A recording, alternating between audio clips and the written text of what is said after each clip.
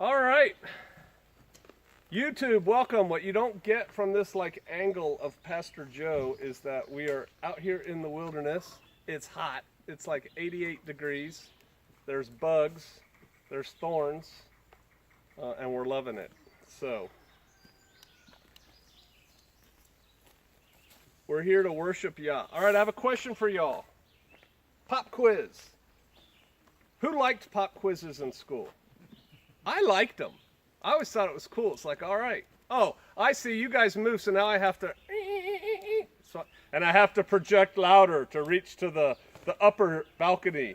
We're getting a mega church here in the wilderness. All right, pop quiz. What city is mentioned the most in the Bible? Jerusalem. You can't answer any of the questions. Oh, sorry. Yes, Jerusalem is the correct answer. Ding, ding. All right. Kate advances to round 2. All right. Question 2. What city is mentioned the second most times in the Bible? Damascus. We have a Damascus. Bethlehem. Bethlehem. One more. Babylon? Who said that? We have a winner. Babylon is the one that's... So you advance to the next round. That's it. No more rounds. Babylon is mentioned the second most times in the Bible. Now, Babylon was a literal city. Who knows where it was? Like in present-day geography, where was Babylon? Iraq. Iraq, on the Euphrates River. They're pretty sure they know where it was, and they found its ruins and stuff like that. There's awesome conspiracy theories about the Gulf War and Babylon and stuff like that, but we're not going there. It was built, clearly, after the flood, and the city early on became a city known for being actively against Yahweh. They were totally against God, and that's where the people came and gathered, and then and that was early on, from the beginning of it. And then as time progressed, much later, Babylon was the capital of the kingdom of Babylonia, which is the kingdom that came and took the second half of the Israelites. They took the kingdom of Judah into Babylonian captivity, where we get the Babylonian Talmud and all that nonsense that came out of that. But that was them. And so, as represented to the Israelites in later times, when they've come back to the homeland, and John, now we're in 90 AD roughly, because we're going to Revelation today. We'll be in chapter 17. But as represented to the Israelites, Babylon epitomized evil. I mean, it was just it was synonymous with evil when they thought about that. It was idolatrous, and that was a huge thing about Babylon, was all the idolatry that went on. It's interesting, the religions, and we're not going to go there, but the false religions, that came out of Babylon, and that could be a great sermon. We could tie that really good into an Easter sermon. That came out of that and are still around today. They were against Yahweh. They were known for blasphemy. And Babylon, was a type. It is a type in the Bible for sin and greed and just all that terribleness, anti-Yah, lust, things like that. So, all the Israelites knew who Babylon was. They knew what it represented. And in John's time, around 90 AD, when he's writing Revelation, Rome represented Babylon. It was the same. It was full of lust and greed and blasphemy and idolatry and dun-dun-dun-dun-dun. And so in his mind, and in fact in many Israelites' mind at the time, Rome was just Babylon again. In our day, Babylon, and I refer to it a lot in my videos. Can you guys hear me? Babylon is kind of representative of the world system that's developing. The NWO, the New World Order, right? That's what Babylon kind of encompasses. And in the future, and I submit not that much in the future, the Antichrist will make Babylon much more powerful. It's going to consolidate power, if you will, into Babylon, and it'll be much more powerful than now. People talk now about the deep state, the New World Order, the Illuminati, the whatever. these conspiracy theories, and it's like, man, they're all against us. You ain't seen nothing yet. They're not in charge. They're not in control. We're all sitting here worshiping fine so far, and nothing's happening to us. So that lets you know that we have still freedoms, but it's going to get worse under Antichrist. And with that, as a way of introduction, let's go to chapter 17 of Revelation. It's been a while. It's been like 2.5 months, I think, since we were here. There came one of the 7 angels, which had the 7, now in King James it says vials. Who has another word? Bowls. Bowls. They were bowls. And talked with me, saying unto me, come hither. I wish we used that word again, hither. I will show unto thee the judgment of the great whore that sits upon many waters. Okay, let's go see that. I mean, that's like, come with me. I'm going to show you this thing. And it's, to me, I'm thinking, okay, pass. Do you have a comedy that we can watch? But this is what the angel's saying. He's going to show him this vision. With whom the kings of the earth have committed fornication, and the inhabitants of the earth have been made drunk with the wine of her fornication. So now when you look at these kind of together, he says, come, I'm going to show you the judgment of the great whore that sits upon. Judgment's coming. It's foreordained. It's a given. It's going to happen. This, in this case, woman is going to be judged. The woman is representative. We're going to get to that here in a little bit. The judgment's certain. The fate is set. That nothing's in doubt. This is going to happen. We read it in the Word. Now it says she sits upon many waters. Does anybody know what the waters like that represent? We're going to actually literally read later in this chapter what the waters represent. But generally speaking, the waters always represent one thing. What do you think that is? Nations. Nations, people, groups, things like that. That's exactly right. So she's sitting on many waters. In other words, she is covering many waters. She's responsible for them. And again, we're going to get into that as we get deeper into this. Verse 2, where it says, the kings of the earth have committed fornication. They've committed harlotry, adultery, if you will. They've left their first love. They've left Yah, and they're chasing after these idols. That's what that all means right there. And that's why Babylon, because we're cutting ahead, but this woman is Babylon. Okay, she represents Babylon. And Babylon is all about, as I said earlier, all about denying Yah, idolatrous worship, which is blasphemy, and so Yah looks at that as adultery with him. You're leaving me and you're chasing after these other gods.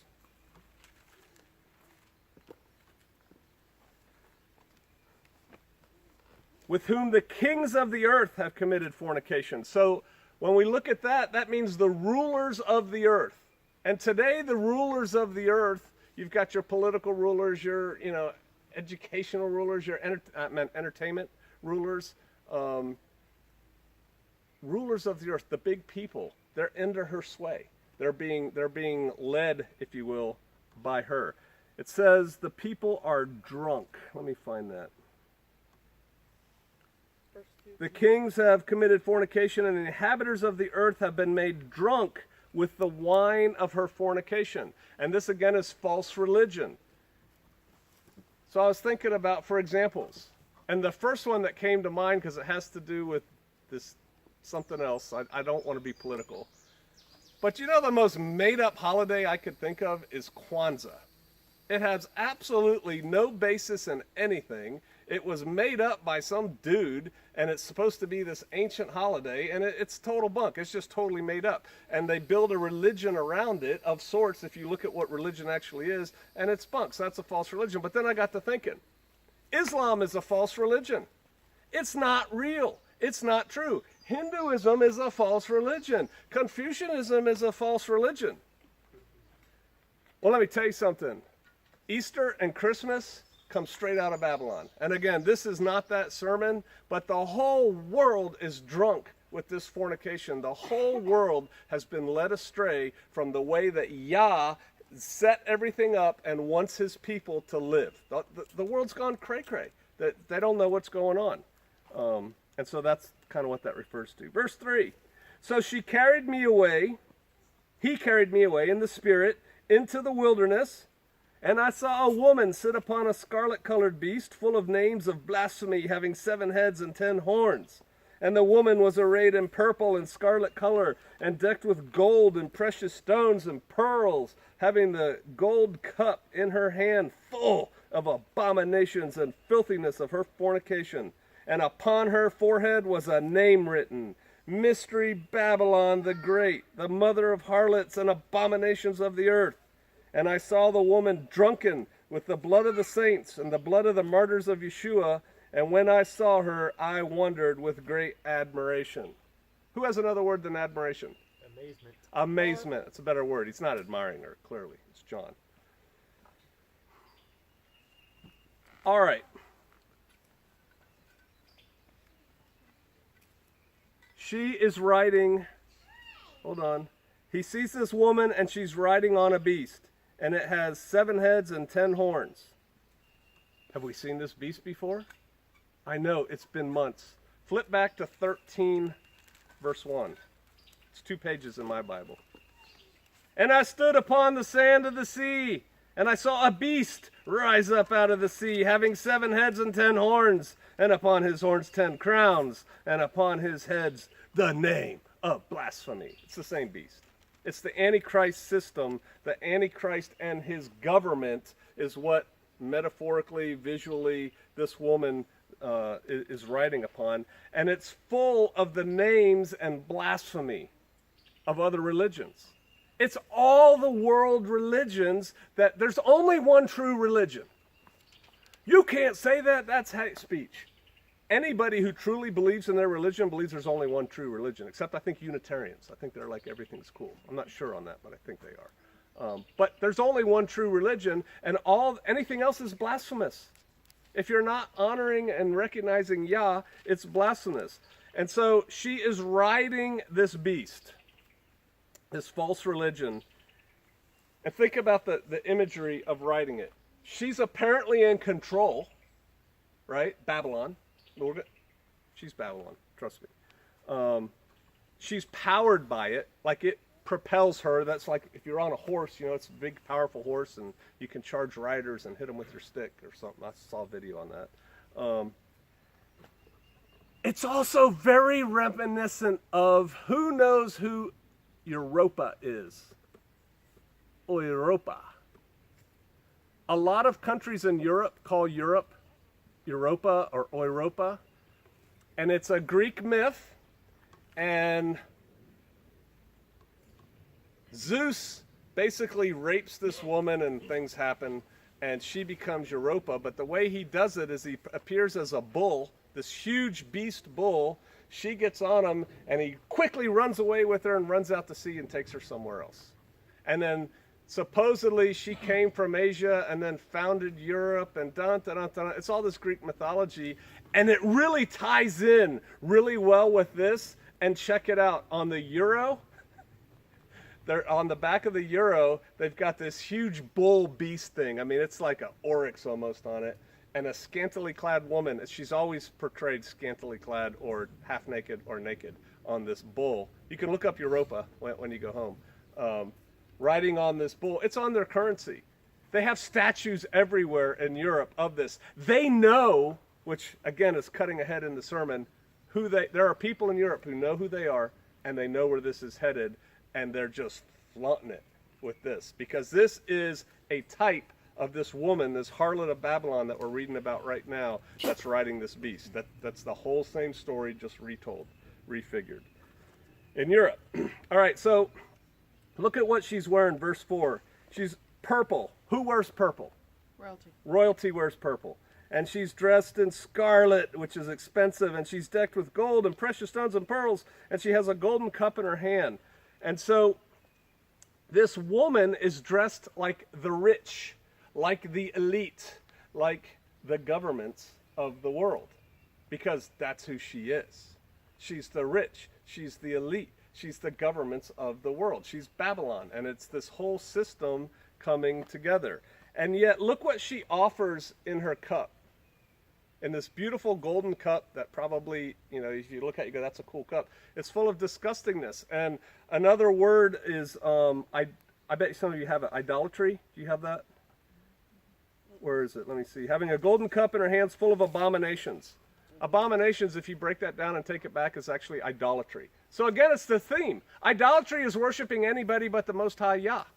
That's idolatry. That's what her cup is full of. And filthiness, uncleanness. The Father tells us how to be clean with everything. And it's like living a righteous lifestyle keeps you clean. If you're not, you're unclean. And so this is what she has to offer. Now in verse 5, it talks about what she has on her headband. At the time John was writing, Roman prostitutes would wear these headbands, and it would have their name on it, kind of like an ID bracelet. It would be written on their head. So when we know that, she's a harlot. We look at this, her headband, it's her name. I mean, the people who read this when John wrote it understood this. This is this woman's name. And so it says, Mystery Babylon. Does somebody have something different than mystery? The great. There was a symbol on it. The mystery is actually a symbol for Babylon. I have no idea what it was, but it was a symbol that represented Babylon. That's what mystery is. And then Babylon the Great, mother of harlots and abominations of the earth. So that's what she's wearing on her head. 6. And I saw the woman drunk with the blood of the saints and with the blood of the martyrs of Yeshua. She's drunk with the blood of the saints and the blood of the martyrs. She's so full of the blood and of these people that she's giddy. She's drunk with it. That means she has been persecuting the followers of Yeshua and the martyrs. She's the one that's behind it. And she, again, cutting ahead to the chase, represents this Babylonian system, this world governmental system that is coming to pass. And so guess what? We're going to be the bad guys. We're going to be the terrorist, child molester, dope smokers, or whatever. When that comes, that's how we will be portrayed. The whole world is coming across us, and that's what that is. That's what that is visualizing right there. So here's this woman, this harlot. Turn to back to chapter 12 of Revelation. Let's compare and contrast her with another woman. There's a video out there of me, very nicely filmed. I think I actually read this in the video. And there appeared a great wonder in heaven, a woman clothed with the sun and the moon under her feet, and upon her head a crown of 12 stars. And she, being with child, cried, travailing in birth, pain to be delivered. And there appeared another wonder in heaven, the great dragon. I'm not going to go into that. I just want to skip down here a little bit. And the woman, verse 6, the woman fled into the wilderness where she has a place prepared of Elohim, that they should feed her there 1,260 days. Who's that woman? Do y'all remember? The church. The church in the end times. She is Israel. In the end times, she represents the remnant, if you will, of Israel. And we can read in 12:17, it's where we get a lot of our identity from, if you will, that one verse, 12:17. The offspring of her in the wilderness are those who keep the commandments of Yah and have a testimony of Yeshua HaMashiach. They have a testimony of Jesus Christ and they keep the commandments. This is that woman. It's Israel. It's true Israel. And so when you compare the two women, the whore of Babylon and the woman Israel, if you will, the woman in chapter 12, she's the mother of what? The man-child. Who's the man-child? Yeshua, right? That's what that represents right there. This woman that we're reading about here is the mother of harlots. So Yeshua contrasted with harlots, and harlots in this case is not talking about the sex trade. It's really focused on the abominations and the going against Yah and the following after idolatry, and a lot of that other stuff comes into that type of worship, but it's bigger than that. So that's the one thing. Hold on. Look how they're dressed. The woman in chapter 12, Israel, the moon, the stars under her feet, she's dressed in heavenly glory. This woman, this whore of Babylon, is dressed in worldly finery, and just stuff that the world really cherishes. The one woman, heavenly glories. The other woman, worldly splendor.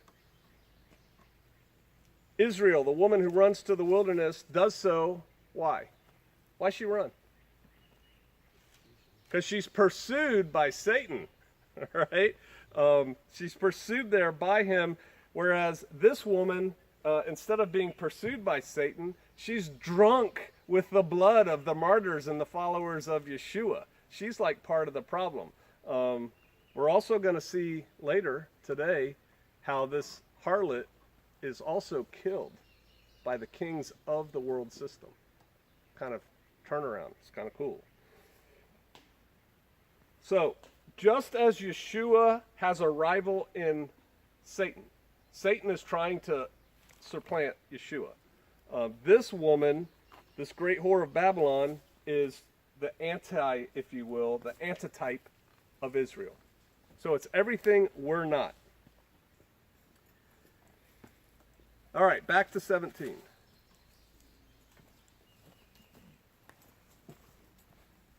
And the angel said unto me, verse 7, why did you marvel, wonder? I will tell thee the mystery of this woman and of the beast that carries her, which has 7 heads and 10 horns. So the first thing he says, I'm going to tell you the mystery of the woman, right? And then the mystery of the beast. But look what this messenger does. And the beast, he's going right into the beast. He's going right in. The focus is on the beast. And the beast that thou sawest was and is not, and shall ascend out of the bottomless pit and go into perdition. Does anybody have another word for perdition? Destruction. Oh, well, that's good. Somebody else's fate is already decided. And they that dwell on the earth shall wonder, whose names were not written in the book of life from the foundation of the world, when they behold the beast that was and is not and yet is.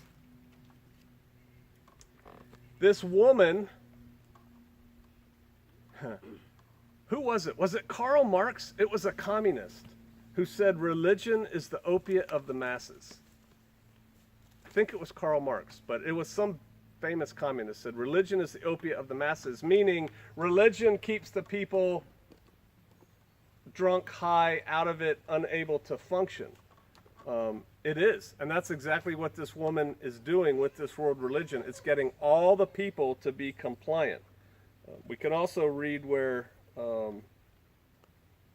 people that the communists use like that are called useful idiots by the communists. They use them until they don't need them anymore and they get rid of them. We're going to see that happen here. Except there's one group that doesn't have to worry. Those who dwell on the earth shall wonder, whose names were not written in the book of life from the foundation of the world. There's a whole sermon right there. Your name was written in the book of life from the foundation of the world. But wait, we have free choice. And you do have free choice, and you chose. It's just that the Father knew what you were going to choose, and therefore your name was written in the book from the foundation of the world. But those of us who know these things, we don't have to worry about this woman. We're not going to wonder after her. We know. And here is the mind which has wisdom. The 7 heads are 7 mountains on which the woman sits. Oh boy, we should probably just stop there for a second.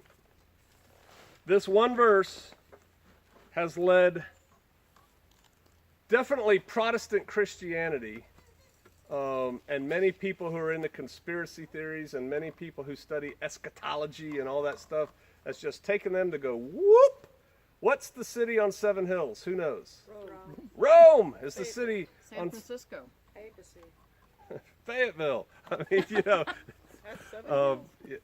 Rome. So, but they say Rome, right? So it's Rome, and therefore Rome is what? Babel. What's this woman, this beast? They say it's the Catholic Church, right? It's the Catholic Church that's doing this stuff. I will tell you that this beast that this woman is riding on is much larger than the Catholic Church. The Catholic Church is going to play a role in this, no mistake, but it is not the Catholic Church. It's huger. Do y'all know about that? You've seen the bumper stickers, coexist? Yeah.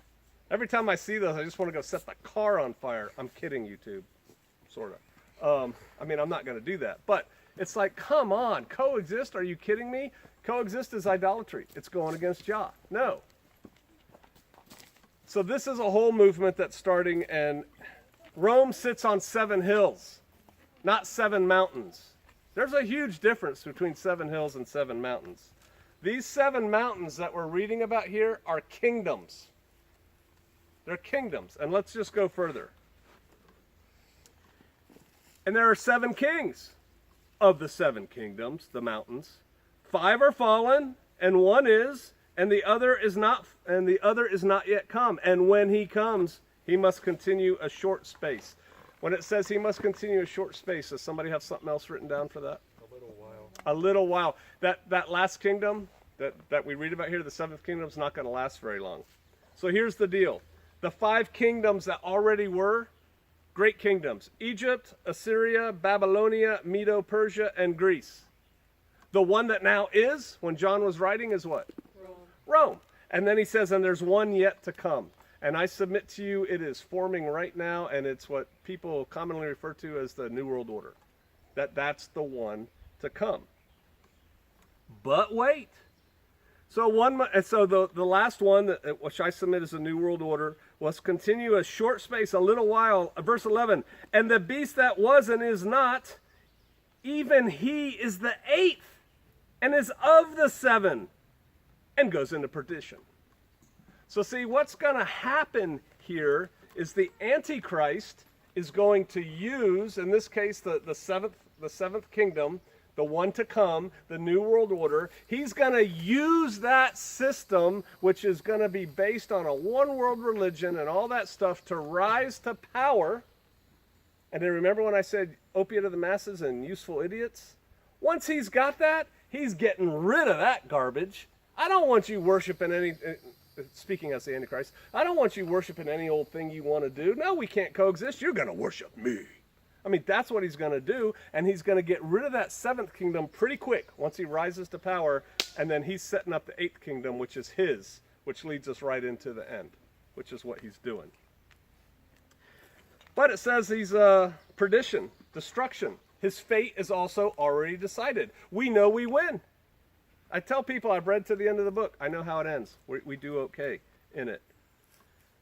And so it looks bad. You know, here's this New World Order is going to arise. That's going to be terrible. The blood of saints and martyrs. Antichrist is going to take over and establish his own rule over the earth for a while. But the good news, it goes from bad to good. The good news is he's going to destruction. This thing has a happy ending. He takes over and then he's destroyed. So that's our hope. Now, this is where I think it gets really interesting. And this is one of those stories that I think you could take this, what we're covering today, out of the Bible and make it a movie. But don't tell anybody it's a Bible movie. You're not literally going to have a woman riding a beast. And she's not going to be in charge of a one-world government and a system. You could set it in Game of Thrones type thing. And it could all happen. And people would be like, huh, what an interesting story. Because this part makes it just like that. Let's go. Where am I? 12. So the beast that was and is not, he takes over the 8th kingdom. That's in 11. And then in 12, and the 10 horns which you saw are 10 kings, which have received no kingdom as yet. They're in the wings. See, there's the 10 kingdoms that came, that were, that was. Here's these 10 kings that are in the wings, and they don't have their kingdom yet. They haven't received it as yet, but they receive power as kings 1 hour with the beast. That's the New World Order. They put it into effect. It's basically, metaphorically speaking, an hour, and then the beast takes it from them, and he puts his own in. These 10 kings, if you will, are empowered allies. Satan empowers them, so now they're in charge, and they're like, yes, finally, we're in charge of the New World Order. And then it's over. I submit to you, those 10 are going to be Europe.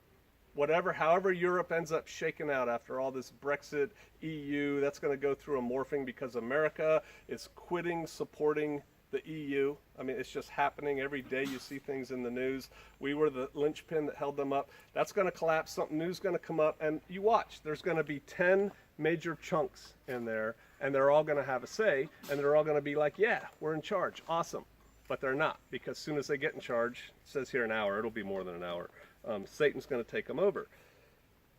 And I know they're going to take over.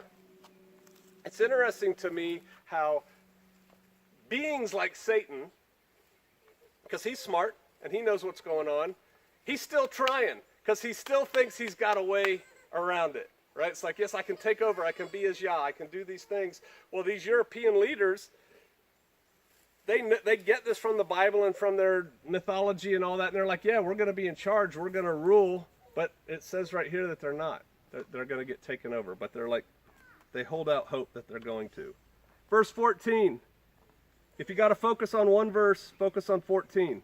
These shall make war with the Lamb, these 10 kings. That's like the final push against the true believers. And the Lamb shall overcome them. Woot!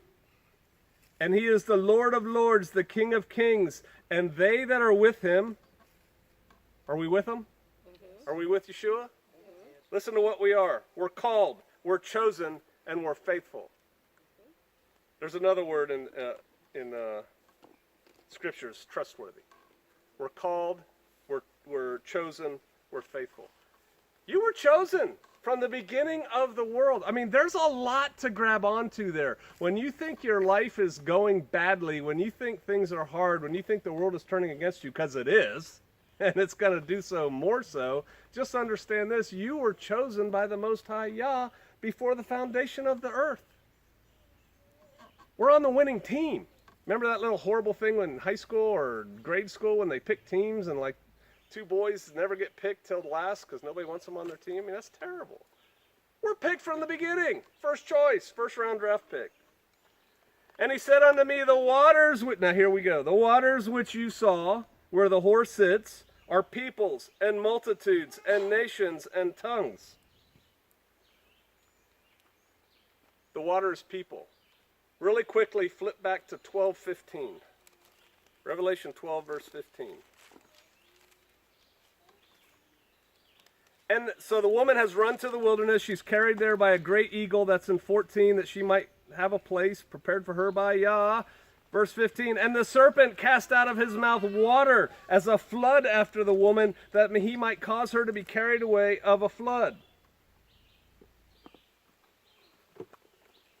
You would not believe how many comments I get on YouTube and Patreon when I talk about come out of her, my people, come out of the built-up areas, come out of the cities. It's all Babylon. It's all garbage. You need to get out of there. That's where the problem's going to be. Move to the rural areas. That's what I tell people. And I get these people all the time. I've had 100 comments. Well, they're just going to come after you out there, too. I mean, eventually they're going to get around to coming after you. And I always say, yeah, eventually. But that's going to give us time to deal with things, and there's a lot of water going under the bridge before they come out of those cities and start coming after us. But this right here says the church is going to flee to the wilderness. I submit to you, this is not the wilderness. This is a lily pad to get to the wilderness. But the church is going to flee to the wilderness, and Satan is sending a flood after them. This flood is people. He's sending people after us. And I'm telling you, it's going to be this one world religion, and it's going to be cast as we, and people like us, are the cult, and they're going to say, we're all the bad things. All the bad things that they can label you with at the time. That's those people out there. We need to go get them. And all those people are going to come after us. You know what I say? Bring it. When he is with us, who can be against us? And in fact, we read that here. The nations and tongues, 16. And the 10 horns which thou saw upon the beast, these shall hate the whore, and shall make her desolate and naked, and shall eat her flesh, and burn her with fire. Those 10 kingdoms that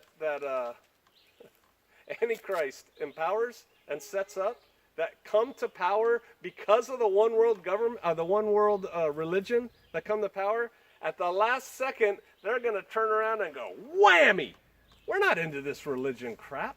We worship Satan. That's what they do, and they're going to destroy this whole one world religion and all the followers and the pastors, priests, imams, or whatever they call themselves in this new creation. They're going to be like, wait, we were with you. What? Boom, and the woman is destroyed that fast. That they set her up. They set up the one world religion as a ploy, as a tool, as a useful idiot to get the people where they needed them to go, and then they discard them at the end. And I just did another video about that. I think that's what's going on with all these communist Antifa crap going around the country that clearly people in power are allowing to happen. I think they're allowing it to happen, and they're going to bring it all up, and then they're going to put in a totalitarian fascist type government in charge of it as a reaction to that. This is the same thing writ larger. So this whole one world religion is going to go after the people who are following the way.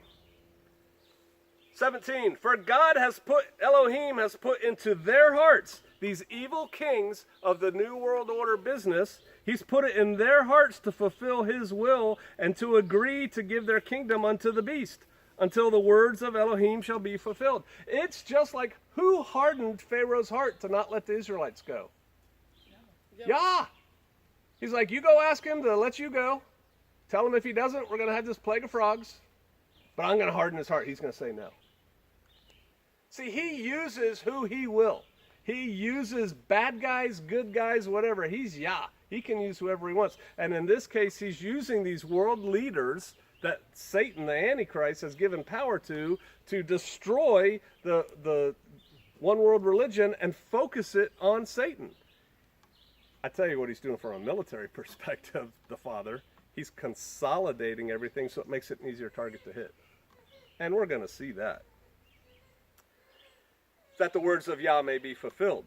And the woman which you saw, so here's the end in the end. The woman which you saw is that great city which reigns over the kings of the earth. Babylon. I missed a point. I want to go back to it because it was very soon.